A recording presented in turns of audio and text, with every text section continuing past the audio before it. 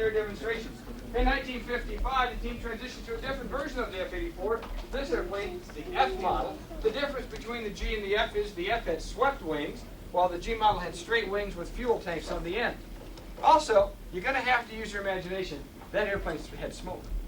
But the artist said it would have ruined the symmetry of the painting to put smoke on that one and not this, and so he left it off that one. But trust me, that airplane had smoke.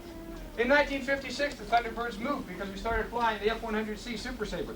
Who knew the airplane? I heard somebody say, yeah, you did it. Okay. Yeah, somebody knows the airplane. The Hun.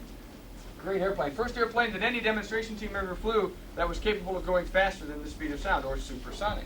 And we moved to Las Vegas because they didn't have any of those down at Luke, but they had a whole bunch of them up here. And it made more sense and it was cheaper, even thought about cheaper back then, believe it or not, to move the little group called the Thunderbirds up here to Ellis Air Force Base where they had those kind of airplanes, rather than keep shipping parts down there. We stayed with the F-100C until 1964, when the team transitioned again to a very big airplane, the F-105B Thunder Chief, or the Thud. And while we flew 122 air demonstrations in the F-84s and 518 in the F-100Cs, we only flew 6 air demonstrations in the F-105B. And that was because it wasn't built right. And when you go back out the main gate, when you make that last quick left turn going back out into your world, leaving ours, if you look on your left, you're going to see an F-105 on a pedestal. That's the Gene Devlin Memorial, because Major Gene Devlin was flying the 105 when it literally came apart in flight, and he was killed discovering a design flaw. The Air Force modified the fleet, and it went on to a very long and distinguished career in the Air Force, but it was cost prohibitive. It took it on and off whenever he wants to. Yeah, I just warned you because you're standing under it, you notice it more than anybody else. Anyway, so the Air Force said it's just cost prohibitive to modify the airplane for Thunderbird use, and so they let us go back to the F-100s, but not to the C models. This time they let us go to the D.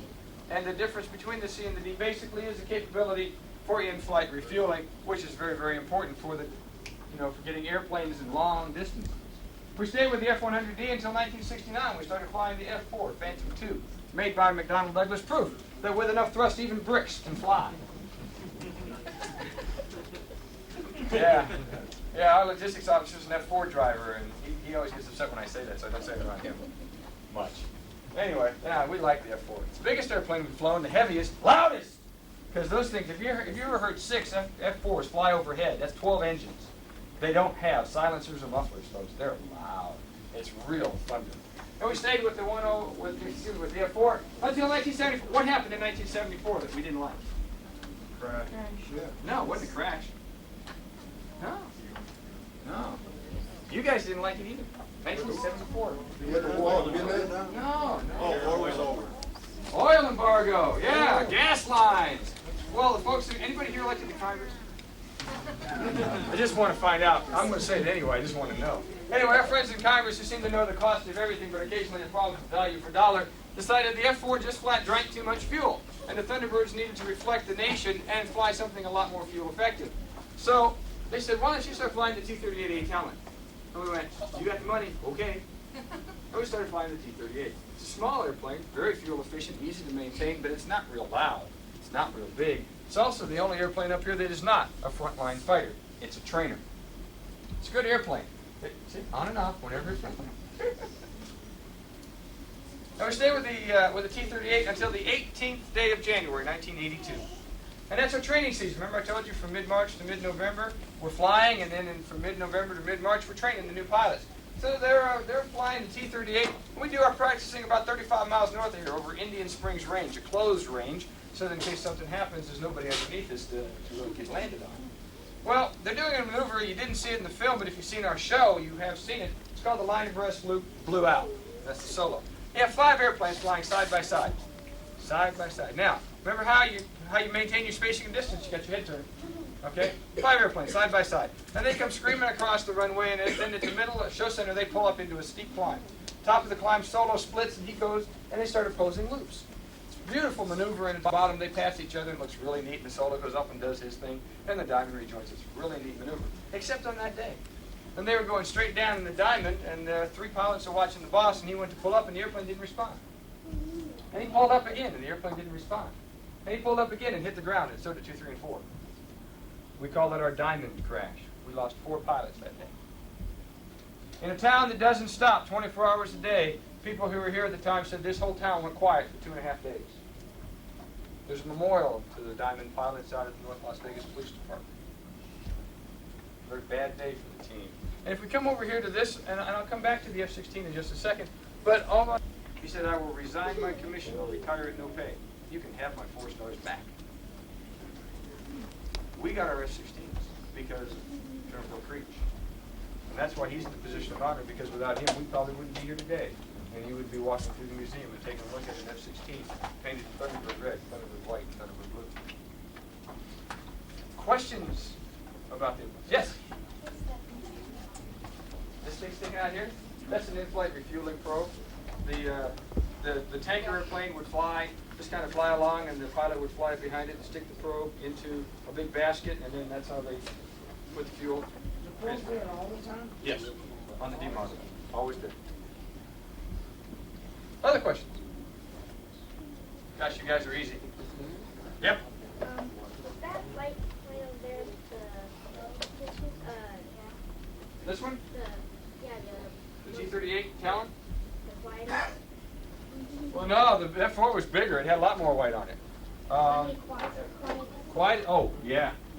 Yeah, it was a very quiet airplane. Very quiet. You know. But of course, you're talking about, you know, the first airplane flew the F-84, you know, the G model. You know, its top speed was the cruising speed of the F-16. Technology has advanced very rapidly. You know, the F-16 is capable of more than twice the speed of sound.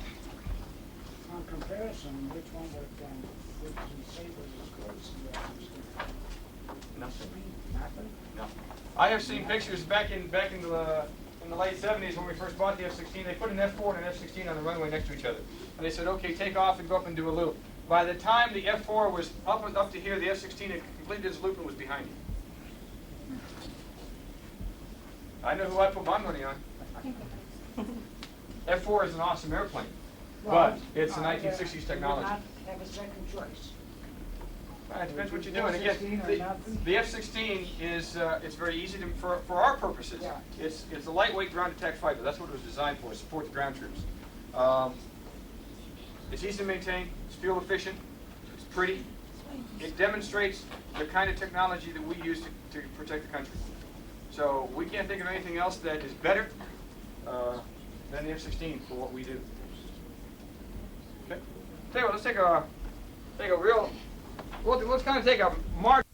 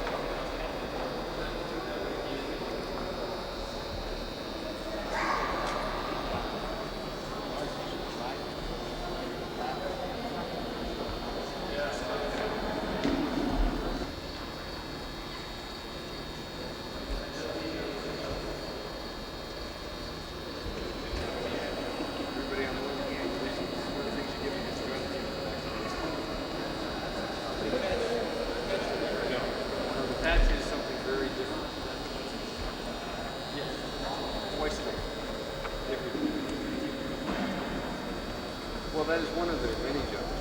What we do on the plant is, you know, leave that light on top of the patch 24 hours a day for safety and security. So when you're in the bugs of the patch, you can't sweep it, you can't mop it.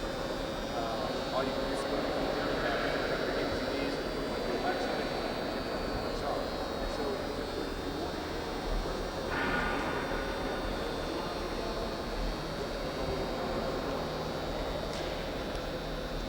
Be a little bit more relaxed when he's flying. I don't fix them. I don't fly them. I talk about it. This is all the cars, like the car. Yep, this is the same thing as a gas gauge in your car. This is your temperature gauge, and that's RPM, so it's just like how fast your engine is going.